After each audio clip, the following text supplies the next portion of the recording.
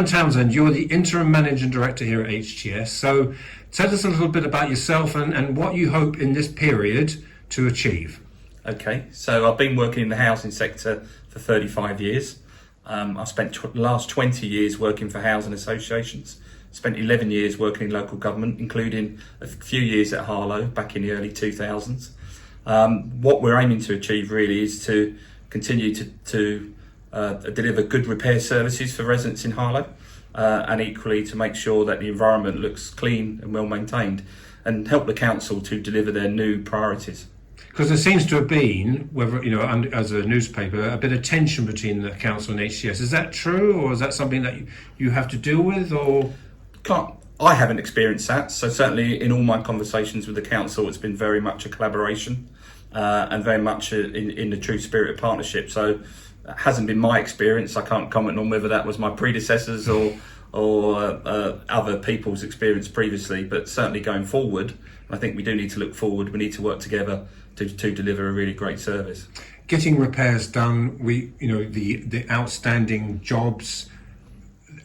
Can council still, or HTS still use the word COVID backlog, or we're now into the middle of July 2023? Is that fair? It wouldn't be terms that I would use. I think, yes, there is a backlog to deal with and we need to get on with it and obviously make progress against the council's priorities. And we are doing that, so we are putting more resources in now. The council are putting more resources in place to help with that. So, we are making progress, but let's not talk about COVID or pandemics now. That's long behind us, hopefully, and let's talk about the future. So the future, what the organisation like HTS, obviously we did several interviews over the years with John Phillips. So organisations like HTS, what's the benefit to residents for Harlow? Well, firstly, it's owned and controlled by the council, and that means that any income or any sort of surplus money is always returned for the benefit of the council and the local community. And we really are embedded in terms of delivering a good service for local people. Many of our colleagues here live in Harlow and have worked for HTS and various forms of HTS for many, many years. So lots of strong local connection, many Harlow residents and really controlled and owned by the council. And in your weeks you've been here so far, what's your impression of the workforce, or the environment, the atmosphere? The workforce is in a good place.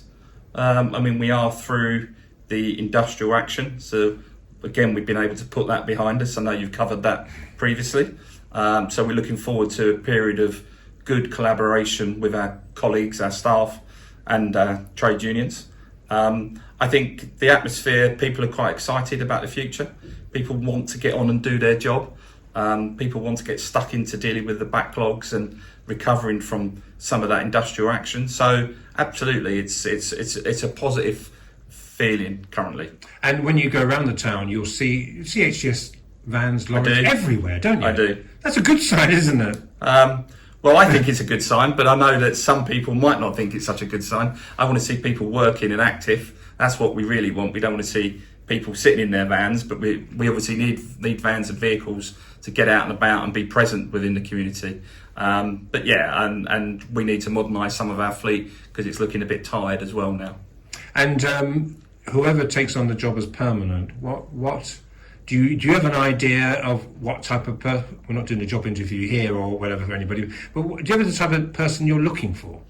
I think, yeah. I can give my views, but obviously it'd be down to the council and the HTS board in terms of making that appointment.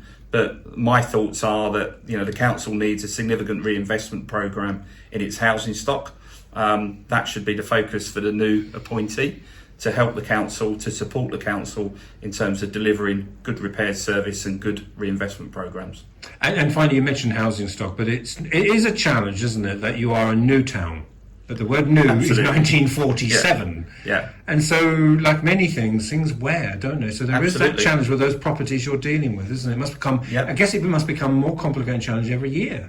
Yeah, and the amount you need to reinvest in your homes becomes bigger and bigger year on year. So new towns, particularly most of the housing stock was built in the late 1960s, it needs reinvestment. And the council know that and are obviously planning for that in terms of a long-term future for its housing stock. but you see, even in the period you'll be here, a bright future for HTS. Absolutely. Alan, thank you very much for your time.